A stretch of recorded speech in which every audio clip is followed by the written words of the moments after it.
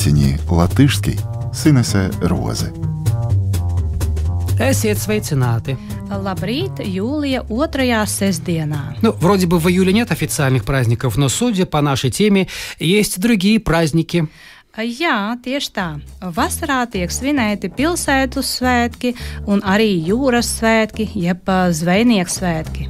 А летом празднуются праздники городов, а также праздник моря или праздник рыбаков. Да, это день Нептуна. По-латышски его называют и так, и так. Jā, gan tā, gan tā. Gan jūras svētki, gan zvejnieku svētki. Kad šie svētki tiek svinēti? Jūras svētki visā Latvijā ir jūlija 2. sestdienā. Šogad to svin šodien. А когда они появились? Kad tie ir radušies? Jūras svētki, jeb zvejnieku svētki, ir radušies Pāvilostā Latvijas brīvvalsts laikā, 1936. gadā. Tie ir otrie lielākie latviešu vasaras svētки pēc Jāņiem. Праздник моря или праздник рыбаков появился в Павелосте во времена свободной Латвии в 1936 году. Это второй по величине летний праздник в Латвии после Jāņu dņa. Jā, latviešiem, kuru zeme atrodas pie jūras, šie svētki ir nozīmīgi un iecienīti. Agrāk gan jūrā gāja, jūrā devās vairāk zvejnieku. Reņģes bija lētas, nevelti nabadzīgus latviešus iesauca reņģu ēdāji, jedaки, салаки. Салака была едой бедняков, поэтому им дали такое прозвище? Jā, un zvejnieks bija daudzu cilvēku amats, daudzu cilvēku profesija. Nozīmīgi un iecienīti svētki, важный и популярный праздник. Iet jūrā zvejot, doties jūrā, идти в море рыбачить. Kā svin šos svētkus? Šajos svētkos notiek motorlaivu sacensības, koncerti un zivju degustācijas. На празднике проводятся гонки на моторных лодках, моторлайву sacensības, концерты и еще дегустация рыбы. Agrāk šajos svētkos tika iesvētīti jaunie zvejnieki. Tika iesvētīti, посвящались в данном случае в ремесло? Jā, svētkos tiek godināti arī dabas spēki un cilvēki, kuru darbs ir saistīts ar jūru. Tiek godināti dabas spēki, чествуются силы природы. Cilvēki, kuru darbs ir saistīts ar jūru, люди, чья деятельность связана с морем. Man ir jautājums. Skaidrs, kāpēc vajag godināt zvejniekus, bet kāpēc dabas spēkus? Tāpēc, ka cilvēks ir dabas daļa. Viņa labklājība un dzīvība ir atkarīga no dabas.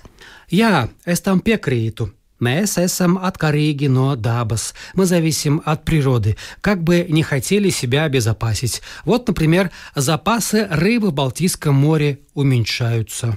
Jā, zivju krājumi Baltijas jūrā samazinās. Kāds tam ir iemesls? Какова причина этого? Отлов рыбы, а может и загрязнение моря. Tātad arī daba ir atkarīga no cilvēkiem. Tieši tā. Отлов рыбы nozveja, загрязнение моря, jūras piesārņojums. Valstīm jūra ir kopīga, te viss ir saistīts, tāpēc vietā ir sakāmvārds viens nav cīnītājs. Один в поле не воин, а пока в море есть рыба, можем говорить о традиционных блюдах. Kādi ir tradicionālie jūras svētku ēdieni? Svinētāji vāra un ēda zivju zupu, kūpinātas zivis. Vai jums garšo zivju zupa? Вам нравится рыбный суп? Кūpinātas zivis, копченая рыба. Есть еще вяленая рыба. Vītinātas zivis. Ko vēl dara jūras svētkos? Sagaida jūras valdnieku jūras krastā un rīko teatralizētu svētku gājienu. Jūras valdnieks, властелин моря, Нептун, svētku gājiens, праздничное šествие. Varbūt tagad minēsim dažus teicienus par jūru. Labi, aiziet! Arī jūra nav bez dibena. И море не без дна. Ни радости вечной, ни печали бесконечной. Kad jāslīkst, tad jūrā, bet ne nolādētā peļķē. Коли тонуть, то в море, а не в проклятой луже. Как по-русски, лучше умирать в поле, чем в бабьем подоле. Lielai jūrai lieli viļņi. У большого моря и волны большие. Nevienu jūru neizsmelsi. Море не исчерпаешь. Varbūt šis raidījums ir kā piliens jūrā, bet lai jums noder. Kā piliens jūrā, как капля в море. Piekrītu, lai jums noder, pust вам пригодится. Baudiet vasaras svētkus, uz tikšanos pēc nedēļas. Uz redzēšanos, mīļie klausītāji! Подтяни латышский с Инессе Розы.